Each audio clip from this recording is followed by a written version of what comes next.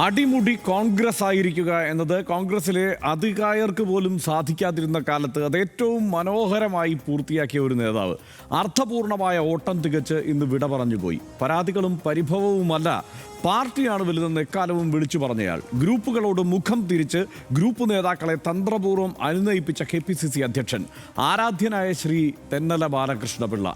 കയ്യകലത്തിൽ മന്ത്രി പദവിയും കയ്യിലിരിക്കുന്ന അധ്യക്ഷ പദവിയും നഷ്ടമായിട്ടും പരിഭവത്തിൻ്റെ ഒരു കണിക പോലും പ്രകടിപ്പിക്കാത്ത സാത്വികൻ. കോൺഗ്രസിനെയും UDFിനെയും 100 സീറ്റ് എന്ന സമീപകാല ചരിത്ര ഭൂരിപക്ഷത്തിൽ നിയമസഭയിലെത്തിച്ച നേതാവ്. കോൺഗ്രസിലെ ആ സൗമ്യ തേജസ്സാണ് ഇന്ന് വിട പറഞ്ഞിരിക്കുന്നത്. തെന്നല ബാലകൃഷ്ണപിള്ളയെ സ്മരിക്കുകയാണ് രാഷ്ട്രീയ കേരളം. കോൺഗ്രസിലെ ഗ്രൂപ്പ് പോരിൻ്റെ പാരമ്യകാലത്ത് പാർട്ടിയെ വിജയത്തിലെത്തിച്ച നേതാവാണ് തെന്നല. സൗമ്യശീലനായിരിക്കുമ്പോഴും നിലപാടുകളിൽ വിട്ടുവീഴ്ചയില്ലാത്ത രാഷ്ട്രീയക്കാരൻ. കെ കരുണാകരനെയും AK ആന്റണിയെയും ഒരുപോലെ അനുനയിപ്പിച്ച് കൂടെ നിർത്തി. രാഷ്ട്രീയ പ്രതിസന്ധികളിൽ മുന്നണി സമവാക്യങ്ങൾക്ക് ക്ഷതമേൽക്കാതെ നിലനിർത്തി. പ്രശ്നപരിഹാരത്തിൻ്റെ ഒരു തെന്നല കമ്മിറ്റി, അത് കോൺഗ്രസിൽ ഉൾപാർട്ടി പോര് നടക്കുമ്പോൾ ഹൈക്കമാൻഡ് നിയോഗിച്ചത് എപ്പോഴും തെന്നലയായിരുന്നു. 1989 തെരഞ്ഞെടുപ്പ് തർക്കത്തിൽ രമ്യമായ പരിഹാരം കണ്ടു. 92 സംഘടനാ തെരഞ്ഞെടുപ്പ് ഗ്രൂപ്പ് ഏറ്റുമുട്ടലിൽ കലാശിച്ചപ്പോഴും തെന്നലയുടെ ഇടപെടലുണ്ടായി. 96 തദ്ദേശ തെരഞ്ഞെടുപ്പിലെ പൊട്ടിത്തെറിയിലും ഹൈക്കമാൻഡ് പ്രശ്നപരിഹാരത്തിന് നിയോഗിച്ചു. ലോക്സഭയിലേക്ക് കെ കരുണാകരൻ പരാജയപ്പെട്ടത് പഠിക്കാനും തെന്നല നിയോഗിതനായി. ഗ്രൂപ്പ് പോരിൻ്റെ ഇടയ്ക്ക് നടന്ന 2001 നിയമസഭാ തെരഞ്ഞെടുപ്പിൽ KPCC അധ്യക്ഷനായിരിക്കെ ഉജ്ജ്വല വിജയം നേടി. KPCC അധ്യക്ഷ പദവിയിൽ ഇരിക്കുമ്പോൾ കോൺഗ്രസിന് 66 സീറ്റുകൾ ലഭിച്ചു. AK ആന്റണി മുഖ്യമന്ത്രിയായ അക്കുറി UDF നേടിയത് 100 സീറ്റാണ്. അവഗണനയ്ക്ക് നടുവിലും പുഞ്ചിരിയോടെയാണ് അതിനെ എപ്പോഴും തെന്നല ബാലകൃഷ്ണപിള്ള നേരിട്ടത്. 2001 തെരഞ്ഞെടുപ്പിൽ കോൺഗ്രസിനെ അധികാരത്തിലെത്തിച്ചെങ്കിലും തിരികെ ലഭിച്ചത് അവഗണനയായിരുന്നു. AK Antony മുഖ്യമന്ത്രിയായപ്പോൾ K മുരളീധരനായി K Karunakaran വാശി പിടിച്ചു. അങ്ങനെ തെരഞ്ഞെടുപ്പ് ജയിച്ച ദിവസം തന്നെ ജയിപ്പിച്ച അധ്യക്ഷൻ രാജിവെച്ചൊഴിയേണ്ടി വന്നു. തെന്നല ബാലകൃഷ്ണപിള്ളയ്ക്ക് പകരം K മുരളീധരൻ KPCC പ്രസിഡന്റായി. 2 തവണ നിയമസഭാംഗമായെങ്കിലും ഒരിക്കൽ പോലും പക്ഷേ K മുരളീധരന് മന്ത്രിയാകാൻ കഴിഞ്ഞിട്ടില്ല.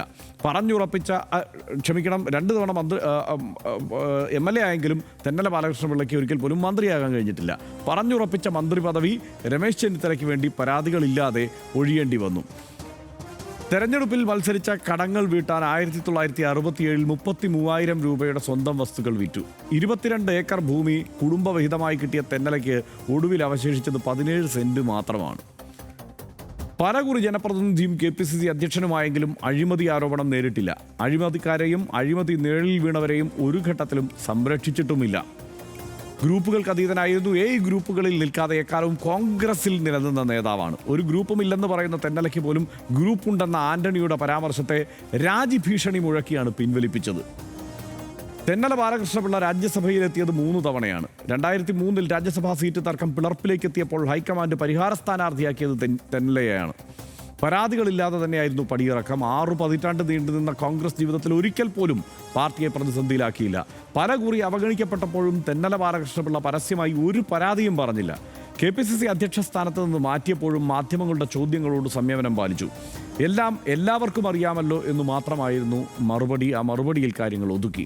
തെരഞ്ഞെടുപ്പ് വിജയത്തിന് ശേഷം KPCC അധ്യക്ഷ സ്ഥാനത്ത് നിന്ന് മാറ്റിയപ്പോൾ അനുനയിപ്പിക്കാൻ സോണിയാഗാന്ധി നേരിട്ട് വിളിച്ചു. പ്രശ്നം പരിഹരിക്കാൻ മറ്റു വഴിയില്ലെന്നും പാർട്ടിയെ വിജയിപ്പിച്ചതിന് നന്ദിയെന്നും സോണിയ പറഞ്ഞു. പരാതിയില്ലെന്നും പാർട്ടിയുടെയും ഹൈക്കമാൻഡിൻ്റെയും തീരുമാനം ശിരസാ വഹിക്കുന്നുവെന്നുമായിരുന്നു മറുപടി.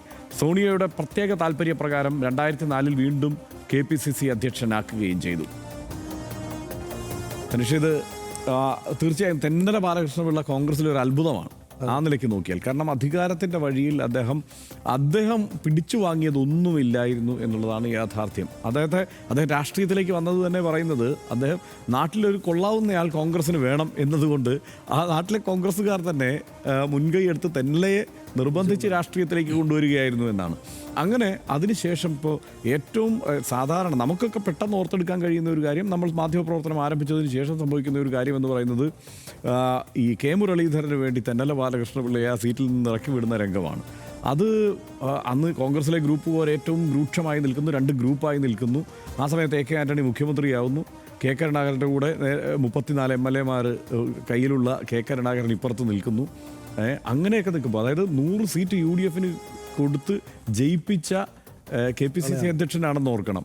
ആ KPCC അധ്യക്ഷൻ തെരഞ്ഞെടുപ്പ് ജയിച്ചതിൻ്റെ പിറ്റേന്ന് അദ്ദേഹത്തെ പയ്യെ എടുത്ത് മാറ്റിക്കളഞ്ഞു എന്നുള്ളതാണ്. എന്തൊരു ദുരന്തമാണെന്ന് ആലോചിച്ചു. പക്ഷേ അതൊന്നും ഒരു പരാതിയോടെയും അല്ല തെന്നല ബാലകൃഷ്ണപിള്ള നേരിട്ടത്. അതിലേറ്റവും രസകരമായ കാര്യം ഇത് ആ ഡേറ്റാ ഷീറ്റിൽ തന്നെ നമ്മൾ പറഞ്ഞു പോയി. അതായത് ഒരു ഗ്രൂപ്പും ഇല്ലെന്ന് പറഞ്ഞേക്കുന്ന തെന്നലയ്ക്കും ഗ്രൂപ്പുണ്ട് എന്നുള്ള പരാമർശം അദ്ദേഹത്തിന് സഹിക്കാൻ പറ്റുന്നതായിരുന്നില്ല. AK ആൻ്റണിയാണ് പറഞ്ഞത്.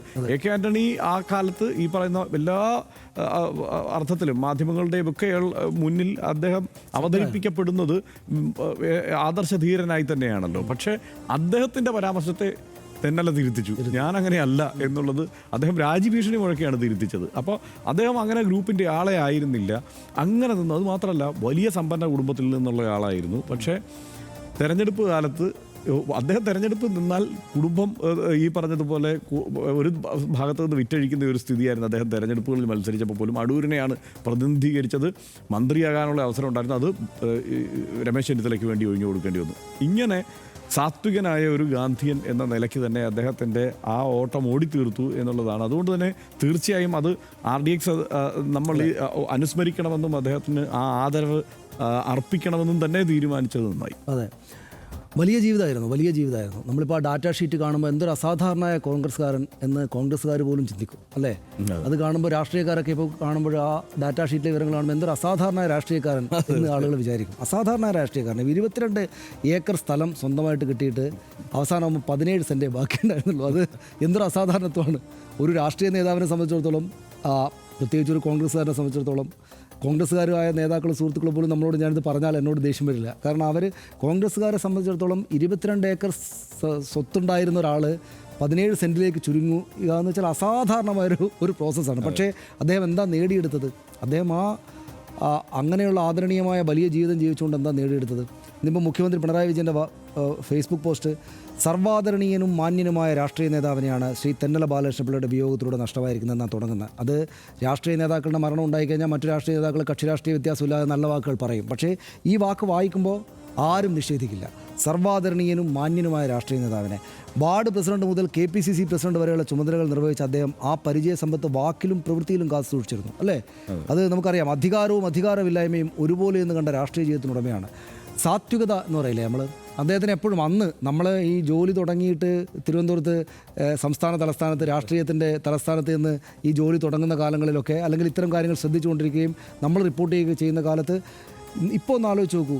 അതായത് ഈ തെരഞ്ഞെടുപ്പ് കഴിഞ്ഞിട്ട് 100 സീറ്റിംഗ് വാങ്ങിച്ചിട്ട് ആ KPCC പ്രസിഡന്റ് പിറ്റേന്ന് ഇറക്കി വിട്ടാൽ എന്തൊക്കെ പുകിലുകളായിരിക്കും. അല്ലെ, ഇറങ്ങണമെന്ന് പറഞ്ഞാൽ പോലും ആർക്കെങ്കിലും ഈ 100 സീറ്റിൽ വിജയിപ്പിക്കാൻ കഴിഞ്ഞിട്ടില്ല. അപ്പോൾ അദ്ദേഹം പക്ഷേ അവിടെ ഒരു ഇളക്കം ഉണ്ടാക്കുന്നത് തെന്നല പോലെ ഒരു ഇളം കാറ്റ് പോലെ അദ്ദേഹം ഇറങ്ങിപ്പോയത്. പിന്നെ ഈ തെന്നല കമ്മിറ്റി, കോൺഗ്രസിനകത്ത് വലിയ പ്രശ്നങ്ങളൊക്കെ ഉണ്ടാകുമ്പോൾ അപ്പോൾ പരിഹസിക്കുന്നത് ഒരു തെന്നല കമ്മിറ്റി വരുമായിരിക്കും അല്ലേ എന്ന് പറഞ്ഞായിരുന്നു. കാരണം അദ്ദേഹം അതിനകത്തുള്ള സമവായത്തിൻ്റെ ഒരാളായിരുന്നു. അപ്പം മഹാനായിട്ടുള്ള നേതാവ്. ഒരു കാര്യം കൂടെ പറയാം ഹർഷൻ, അതായത് അദ്ദേഹത്തിൻ്റെ വിടവാങ്ങൽ ഉണ്ടാകുമ്പോൾ നമ്മളൊരു തെരഞ്ഞെടുപ്പ് നേരിടുകയാണ്. നമ്മളിപ്പോൾ ഞാൻ M സ്വരാജിൻ്റെയും ആര്യാടൻ ഷൗക്കത്തിൻ്റെ ഒക്കെ സ്ഥാനാർത്ഥിത്വം കാണുമ്പോൾ എപ്പം വിചാരിക്കുന്നത്, ആര്യാടൻ ഷൗക്കത്ത് സിനിമയൊക്കെ എടുത്ത ആളാണ്, സാംസ്കാരികമായിട്ട് വലിയൊരു മുഖമാണ്. സ്വരാജാണെങ്കിൽ പ്രഭാഷണങ്ങളിലൂടെയൊക്കെ വളരെ സാംസ്കാരികങ്ങളുടെ മുഖമാണ്. അപ്പോൾ ഈ തെരഞ്ഞെടുപ്പ് നമ്മുടെ മുമ്പിലേക്ക് കാണിക്കുന്നത് രാഷ്ട്രീയക്കാർ മികച്ച മനുഷ്യരാണ്, അവർ വളരെ അറിവുള്ള ആളുകളാണ്, എന്താകണം രാഷ്ട്രീയക്കാർ എന്ന് കാണിക്കുന്ന 2 സ്ഥാനാർത്ഥികൾ 2 ഭാഗത്തായിട്ട് നിൽക്കുകയാണ്.